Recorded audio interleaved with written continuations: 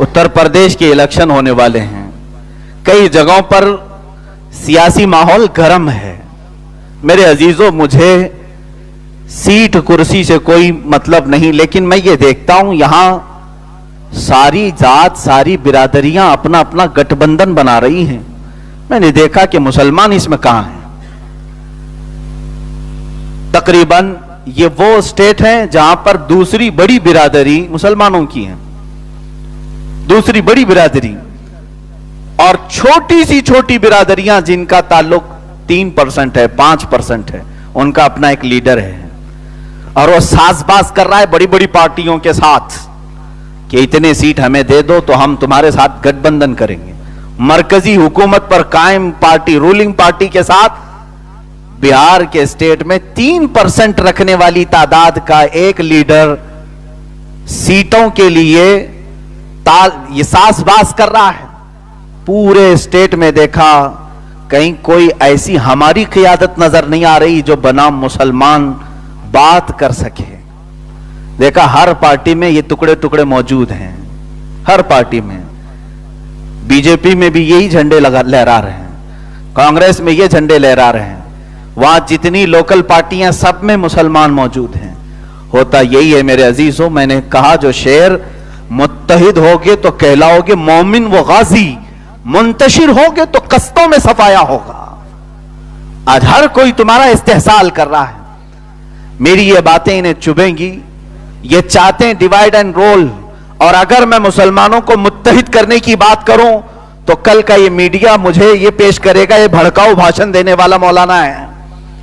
हम अगर यूनिटी की बात करें, इत्तेहाद की बात करें, तो डर इनको है कि पूरे मुसलमान मुत्तहिद हो जाएं तो फिर हमें इनकी बात माननी पड़ेगी, इनके मुतालबे सुनने पड़ेंगे। इसलिए इनको हर पार्टी में टुकड़े टुकड़े करके रखो। अजीजान गिरामी वकार, आज हमारी पोजीशन यह है, दलित बिरादरी का अगर लीडर अपने तमाम कम्युनिटी को मुत्तहिद होने की बात करे तो कहेंगे वो अपनी कम्युनिटी की बात कर रहा है, कोई मसला नहीं। सारे दलितों को जमा करने की बात कर रहा है। ब्राह्मण अपने स्टेज से कहे, ठाकुर अपने स्टेज से कहे कि सारे ठाकुर जमा हो जाओ एक ही झंडे के नीचे, तो लोग उससे कहेंगे वो अपनी कम्युनिटी को जमा कर रहा है। अफसोस यहां है, अगर मुसलमान ये कह दे कि सारे मुसलमान जमा हो जाओ तो कहेंगे भड़काऊ भाषण है। सबको जमा करके ये जिहाद का ऐलान करना चाह रहे हैं। हमारा जमा होना भी इनके लिए तकलीफ दह है।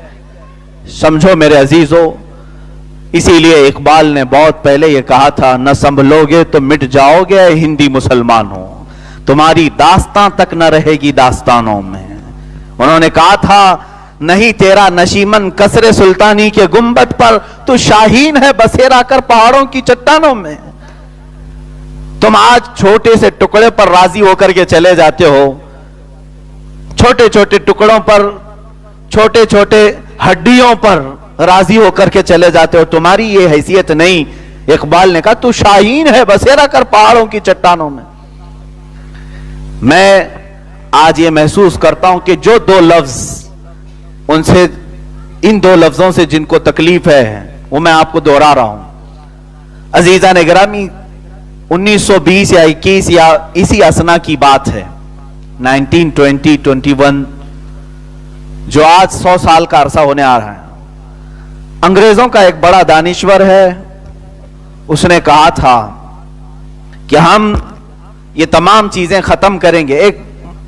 एक आलिम दीन है, उन्होंने इस रिपोर्ट को नकल किया है, पेश किया है। उसके साथ जो उनकी गुफ्तगू हुई वो कहते हैं, तुमने तो खिलाफत तुर्की की ये सब खत्म किया, जिसको ओथमान एम्पायर कहा जाता है, उस्मान एम्पायर, ये खत्म कर दिया।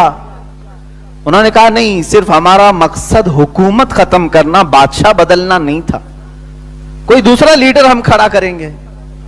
जब वो तुर्की में मुस्तफा कमाल बादशाह को खड़ा कर रहे थे तो उनसे पूछा गया कि आपने तो बादशाह को खत्म कर दिया, सुल्तान जो खिलाफत उस्मानिया का था उसे मार खत्म कर दिया, जिलावतन कर दिया, फिर दूसरे मुसलमान को ही बिठा रहे हो, क्या फायदा। उन्होंने कहा हमको मतला मुसलमानों से नहीं, हम बिठाएंगे किसी मुसलमान को ही, उसको जिसके मुंह में हमारी जुबान होगी। हमें जो टेंशन है وہ دو لفظ ہیں، یہ تاریخ سے مٹ جائیں ان کے، اور اسی سے آج تک ہم ہارتے رہے ہیں. کتنے سالوں سے؟ 1300 سال سے ہم ہارتے رہے. یہی دو لفظ ان کے اندر موجود تھے. بڑے پتے کی بات ہے. انہوں نے پوچھا کون سے دو لفظ ہیں؟ کہا ایک خلافت ہے اور دوسرا جہاد ہے. یہ دو ورڈ کو ہم اتنا سپوائل کر دیں گے، اتنا بھیانک بنا دیں گے، آئندہ کبھی یہ دو ورڈ کوئی بولے گا تو اسے جیل بھیجنے جیسی حالت بنا دیں گے. آج یہی ہے.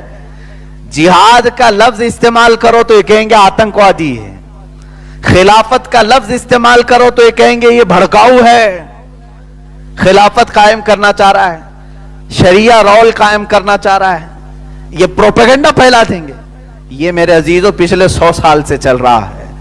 اور مسلمان کنٹریز جو ہیں، میں تو ہندوستان میں ہوں، یہ سب کا ملک ہے، سارے لوگ یہاں پر ہیں. میں ان مسلمانوں کے ملکوں کی بات کر رہا ہوں، وہاں پر بھی خلافت کی بات کرنے پر مسلمانوں کو جیل میں بھیجا جاتا ہے. ہاں کوئی کر کے دکھا دے. سعودی عرب میں اگر کوئی کہہ دیا کہ خلافت اسلامیہ جیسی تھی ویسے ہونی چاہیے، اسے جیل بھیج دیا جائے گا. نہ، بادشاہت چلے گی، ایک ہی خاندان رولنگ کرے گا، دوسرے کا کسی کا حق نہیں ہوگا. جبکہ خلافت ایسی نہیں. اگر خلافت ہونا تھا ایسے ہی، حضور اکرم صلی اللہ تعالی علیہ وسلم اپنی زندگی میں اپنے خاندان والے کو جانشین بنا دیتے. امت کے اوپر چھوڑا. امت نے حضرت ابوبکر صدیق کو چنا. حضرت ابوبکر صدیق کے اس وقت 3 بیٹے موجود تھے. وہ خلیفہ اسلام اپنے بیٹوں کو جانشین بنا دیتا جیسے سجادہ نشین چلتے ہیں. پیر صاحب کے بعد بیٹا تخت پر بیٹھتا ہے. آج بھی نظام ہے درگاہوں کا.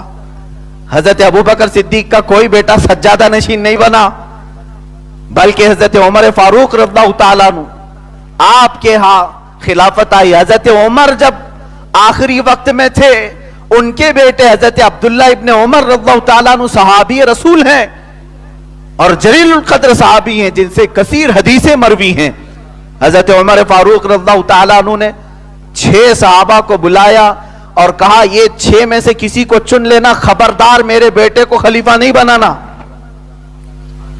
یہ اسلام نہیں ہے. یہاں پر وراثت میں خلافت نہیں چلتی، وراثت میں یہ جانشینی نہیں ہے، بلکہ امت میں جو سب سے زیادہ پرہیزگار ہے وہ ہمارا قائد ہے، جو سب سے زیادہ متقی ہے وہ ہمارا رہنما ہے. امت نے اسی طرح رکھا. سیدنا عثمان غنی رضی اللہ تعالیٰ عنہ کے بعد حضرت عثمان رضی اللہ تعالیٰ عنہ کے بھی خاندان والے موجود تھے.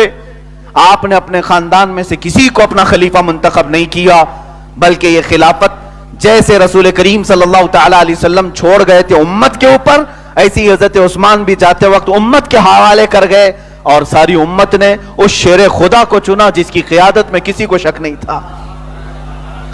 عزیزان گرامی وقار، یہ خلافت کے معاملات تھے. لیکن آج کسی بھی اسلامی نام کی کنٹری میں نہ خلافت قائم ہے، نہ حضور اکرم صلی اللہ تعالیٰ علیہ وسلم کا وہ منہاج، وہ طریقہ قائم ہے. نام کے لیے یہ جبے کبے پہن کر کے اسلامی کہلاتے ہیں، لیکن حقیقت میں اندر سے